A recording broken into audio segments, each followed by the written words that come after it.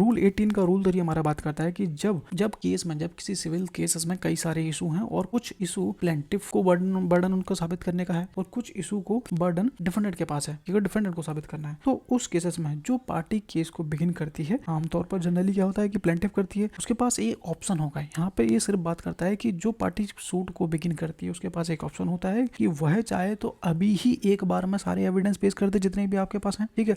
और यदि वो चाहती है कि कुछ एविडेंस को रिजर्व करके रखा जाए तो वो पार्टी अपने एविडेंस को रिजर्व करके रख सकती है ताकि पहले डिफेंडेंट के एविडेंसों को देखा जा सके, उसके अकॉर्डिंग अपने एविडेंस को पेश किया जा सके। वो रूल 3 बात करता है। इसको कंप्लीट समझने के लिए पूरा वीडियो देख सकते हो। Hello everybody, welcome back this channel. तो अपन वापस से आ चुके हैं सीपीसी के ऑर्डर 18 के रूल 3 पे। रूल 2 तक मैं क्लियर करा चुका हूँ। कुछ कन्फ्यूजन हो तो आप मेरे को कमेंट करके पूछ सकते हो, ठीक है। तो चलिए शुरू करते हैं। रूल 3 क्या कह रहा है? रूल 3 कहता है जब बाद में कई मुद्दे हों, यानी कि जब आपका सिविल सूट हो उसमें कई इशू हों, मेडिकल में मतलब सेवरल कई इशू हों, तब साक्ष्य प्रस्तुत करने का तरीका क्या होगा। यानी कि आपका केस है और आपके पास अंदर कई सारे इशू हैं आपके मैटर में, ठीक है। तब आपको एविडेंस कैसे पेश करने हैं, ठीक है, उसके बारे में एक तरीका बताता है। समझिए, वाला से क्लियर हो जाएगा कि रूल 3 के अनुसार यदि वाद में कई मुद्दे हैं यानी कि कई इशू हैं, तो प्रारंभ करने वाली पार्टी यानी कि जो अपना विगिन कर रही है अपना सिविल सूट को, उस पार्टी उन मुद्दों पर जिनका भार उस पर है, ठीक है, साक्ष्य तत्काल प्रस्तुत कर सकता है या फिर उसे प्रतिपक्ष के साक्ष्य के उत्तर के बाद में, यानी कि जब आपका डिफेंडेंट उत्तर दे देगा अपना आंसर, उसके बाद, ठीक है, प्रस्तुत करने के लिए सुरक्षित रख सकता है कि जब वो प्रस्तुत कर देगा अपना एविडेंस यानी कि जो इशू के ऊपर, उसके बाद मैं अपना एविडेंस दूंगा। तो इसके लिए आप एक सुरक्षित रख सकते हो। तो ये बनलाइन था। इसमें समझ में नहीं आया हो तो आगे बढ़िए समझते हैं। रूल का ऑब्जेक्ट क्या है? सबसे पहली बात है कि रूल का ऑब्जेक्ट है कि फेयर ट्रायल करना, ठीक है, पार्टी को पूरा मौका देना कि वह दूसरे पार्टी के एविडेंस का सही जवाब दे सके। यानी कि वो क्या डिफेंडेंट फेस कर रहा है, डिफेंडेंट कौन सी नई चीज़ ला रहा है, उसके अकॉर्डिंग आपको एविडेंस अपना तैयार करके रख सकता है। तो उसके लिए एक फेयर ट्रायल हो जाएगा और सामने वाली पार्टी क्या पेश कर रही है उसके अकॉर्डिंग अपना एविडेंस देना।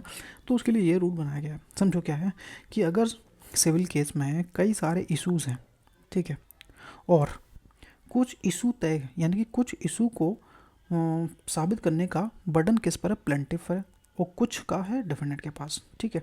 बहुत सारे इशू हैं लेकिन कुछ का बर्डन आपके पास प्लेंटिफ के पास है और कुछ का बर्डन डिफेंडेंट के पास है, ठीक है। तो जो पार्टी बिगिन करती है यानी कि जो पार्टी सिविल सूट स्टार्ट करती है, जनरली क्या होता है, प्लेंटिफ करती है।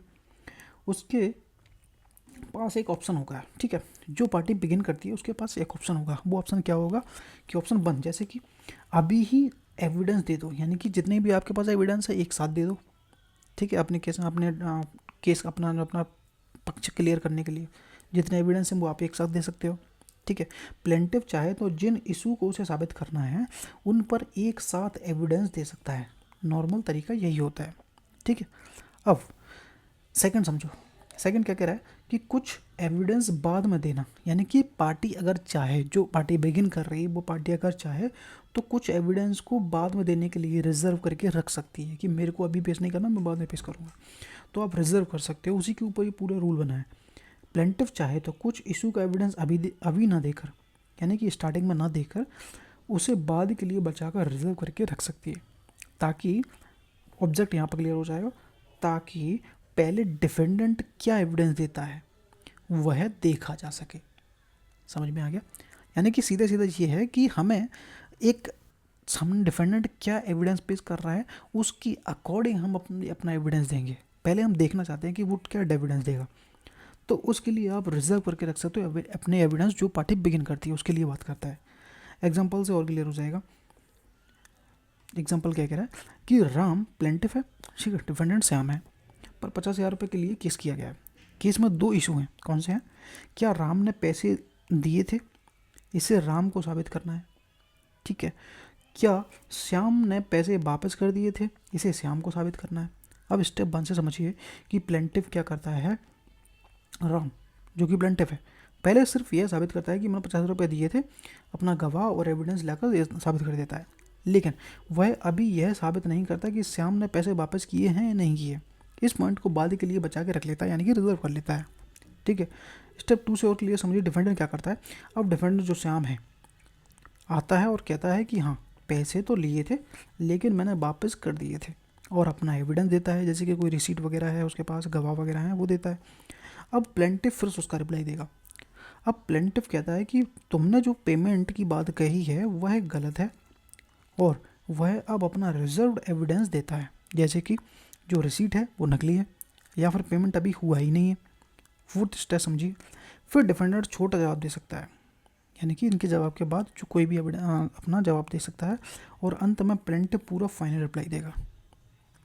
एक तरह से बहस टाइप की चल रही है, वही बात है, ठीक है।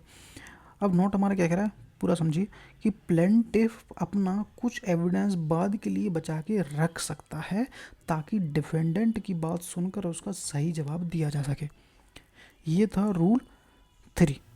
सीधी सीधी बात यहाँ पे है कि एक जो पार्टी बिगिन करती है सिविल सूट को, उसको एक बेनिफिट दिया जा रहा है कि अगर वो चाहे तो अपने केस के रिलेटेड जितने भी एविडेंस है स्टार्टिंग में एक बार में पेश कर दे, या फिर वही चाहे तो एविडेंसों को कुछ इशू के लिए रिजर्व करके रख सकता है बाद के लिए, ताकि डिफेंडेंट के एविडेंस आप देख सको, उसके बाद जो भी आपको रिप्लाई ठीक लगता है उसके अकॉर्डिंग आप अपना प्रूफ कर सकते हो।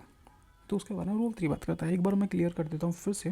रूल 18 का रूल 3 हमारा बात करता है कि जब केस में, जब किसी सिविल केसेस में कई सारे इशू हैं और कुछ इशू प्लेंटिफ को बर्डन उनको साबित करने का है और कुछ इशू को बर्डन डिफेंडेंट के पास है, क्योंकि डिफेंडेंट को साबित करना है, तो उस केसेस में जो पार्टी केस को बिगिन करती है, आमतौर पर जनरली क्या होता है कि प्लेंटिफ करती है, उसके पास एक ऑप्शन होगा। यहाँ पे ये सिर्फ बात करता है कि जो पार्टी सूट को बिगिन करती है उसके पास एक ऑप्शन होता है कि वह चाहे तो अभी ही एक बार में सारे एविडेंस पेश कर दे जितने भी आपके पास हैं, ठीक है।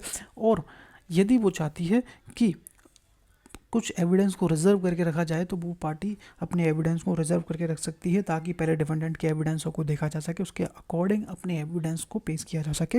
वो रूल 3 बात करता है। इसको कंप्लीट समझने के लिए पूरा वीडियो देख सकते हो। वीडियो पसंद आया तो वीडियो को लाइक, चलो सब्सक्राइब जरूर करना। मिलते हैं नेक्स्ट वीडियो में। Thank you so much.